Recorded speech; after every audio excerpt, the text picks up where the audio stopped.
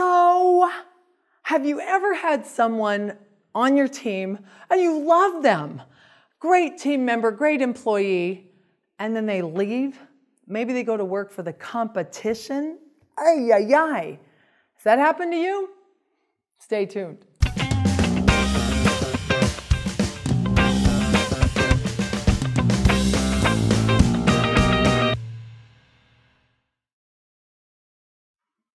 Hey, I'm Ellen Rohr. Let me share a story. A client of mine recently went through this experience. He lost a great guy who'd worked with him a long, long time. And they were both very committed to each other. And the employee, let's call him Dan, went to work for the competition.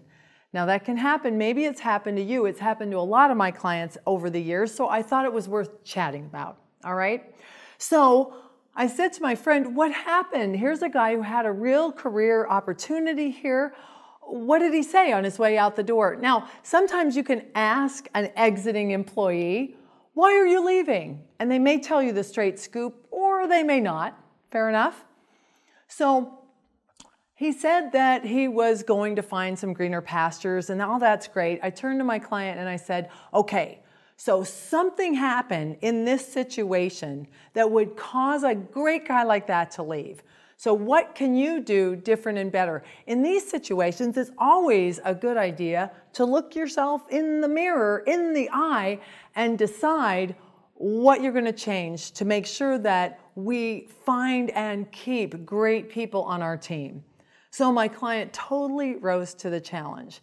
He ramped up every recruiting and hiring and training system that he had. He dusted off his business plan. He shared it with his team members. He fell on his sword a little bit and he said, you know, we haven't grown as fast as I had hoped.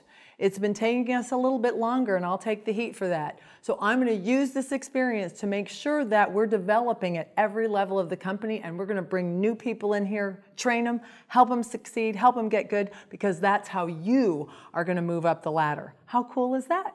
So I asked him about a couple of weeks into this, revved up plan. I said, how's it going? He says, it's going great. The key is to put these activities on your calendar because they won't get done. The recruiting, the hiring, the training is not going to get done unless it's on the calendar. And because it's pretty involved, I'm delegating to other team members who are really getting engaged. So that's all cool.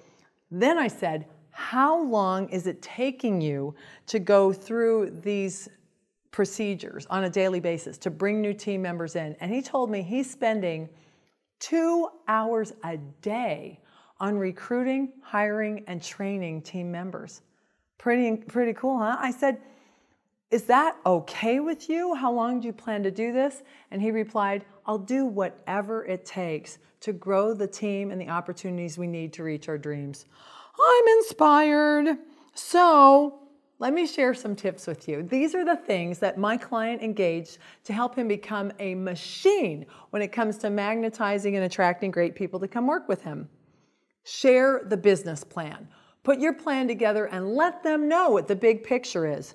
Operate with an organizational chart. That means that there are positions on your team. Don't make up positions when someone comes and applies for a job and says, I'd like to be your trainer. If there isn't a trainer box on your org chart, don't make one up. Plan or be planned for. Watch for that. Create procedures. Written checklists for how someone applies for a job. What happens next? How do they go through the testing? What's the orientation process like? How do they get hired? What are their first 90 days? Do they have, what's on that checklist? Make it formal. All of these activities, by the way, lead to retention of your existing team members if you let them play. So you're going to have to delegate. Like my client, 2 hours a day. That's a lot of time. He can have his team members help him, and the checklists make it easy for everyone to get involved. So, as your existing team members bring on the new guys, sometimes they aren't very nice to them. Sometimes they hate on them. Sometimes they like to prove how no one else is good enough to work on your team. So you're going to have to coach your existing team members into loving on your new guys. because that's where their opportunities are. If you don't grow, there's no place to go. And that has to be communicated constantly on a day-to-day basis. The first 30 to 60 days, and it usually doesn't take that long, are devoted to proving out if the new team member can show up clean, sober, on time, dressed right, and is willing to use a checklist. That's how you get fired. Other than that, if you're willing and capable, your responsibility as the owner, the team's responsibility as the existing team players, is to help the new guys get good.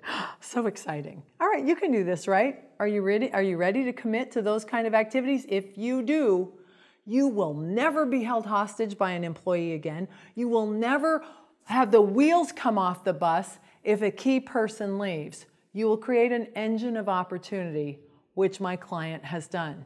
So, epilogue. Guess who called the other day?